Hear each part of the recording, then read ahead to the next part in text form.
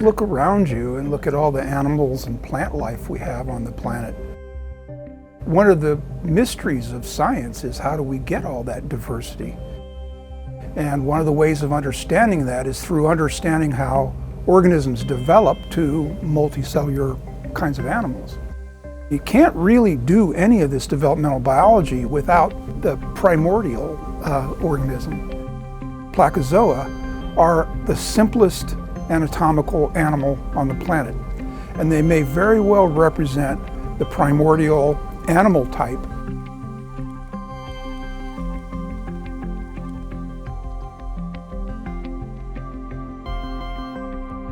The animal that we work on is an animal called Trichoplax. It's in the phylum Placozoa, and they were first observed in the 1800s from aquaria in Germany. There weren't any lineages of this animal caught from nature until about 2 decades ago. My colleague Bernd Schierwater, who is at the University of Hanover in Germany, is, I think, the world's expert in placozoan biology. He got me interested in these animals about 25 years ago. Placozoan, the word says placo, like plate, zoon, like animal, so it's a plate animal. All tropical, subtropical waters should have placozoans in them. They feed on algae. They are so simple, so easy, so primitive that you could think they are protists. But they have 4 different cell types, and that makes them a metazoan. But the placozoans really look very much like the mother of all metazoan animals. When I first started working with Bernd, it was a single species, just one species in the phylum. Today, we know that there are at least 2 classes and probably 3 orders of Placozoa and numerous families and tons of genera. The reason that we only started to see that there were different species out there is that we were able to look at their DNA. If you look at these things under a microscope, they all look alike. The goal of this project is to put all of these specimens that we're collecting from really interesting parts of the world into that kind of system that allows us to say something about the relatedness of these things. We are right now at some place at the Mediterranean. The Mediterranean Sea is a great place for placozoans to live. We have been collecting here successfully for many years. This is one place where we can do collecting by just walking into the water, and also by snorkeling, and also by scuba diving. Take a rock, we take a shell, we take anything that's a hard substrate and put it into water, bring it to our lab or bring it to the cabin here and put it under the microscope and look for placozoans.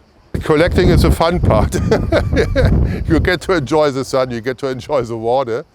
Then comes the hard part. The samples, once they're taken, they're sent back to the lab in Hanover. They're examined by an expert. The trick is they are kind of transparent, but if you think you found one, you have to watch it and see if the shape changes. If we get lucky, we find new placozoans on the rocks. Well, then we try to isolate them. Once we have isolated placozoan, we try to grow it. And some of them we can culture well, some of them are difficult. These are older cultures. So this is a clone we got in the 60s, so some 60 years ago, and it grows just perfectly fine. Even if we should not find anything within the next 2 or 3 weeks, we keep this sample anyway. We put it in a bigger tank, we aerate it and make sure that there's always enough oxygen. We add actually a little bit of algae, some food to it, and we usually can keep the samples alive for a year or even longer. You want a lot of material to be able to work on, and these are tiny, tiny little animals. The DNA is used to sequence, and then we compare genomes of all the animals that we have in our database. We've computer modeled the distribution of these animals based on their preference for temperature, current speed, and things like that. And we've targeted maybe 10 different places on the planet where we're pretty sure we can get more animals. And these 10 places are different from the many places that they've been found before. We're almost positive that we're going to find new species. You may not only discover a new species, you may discover a new genus, or you may even discover a new family. Or if you're lucky enough, you might find a new order or a class, which is something that's not done very much anymore in animal biology. Trichoplax or Placozoans in general are great model systems, as I said, for evolutionary biology. They are great for understanding invertebrate zoology. They are probably bioindicator systems to tell us about the quality of ocean waters. They're kind of an anatomical enigma that we need to figure out. Trichoplax has all of the genes for a nervous system, but they don't have a nervous system. They have all the genes for musculature, but they don't have muscles. Believe it or not, these little pancakes have an immune system that's quite similar to our innate immune system. It is now useful in studies of cancer because it forms tumors, and its tumors are not unlike the tumors that we as humans form. Cancer happens when a cell loses polarity or orientation. This is how a cell grows. There's the top, there's the bottom. And if one cell, only one cell, loses orientation and forgets where's top, where's bottom, well, what will happen? This cell will grow in a different direction, and the daughter cell in another different direction. And this growth pattern is called a tumor. There's too many potential polarity genes related to cancer in humans.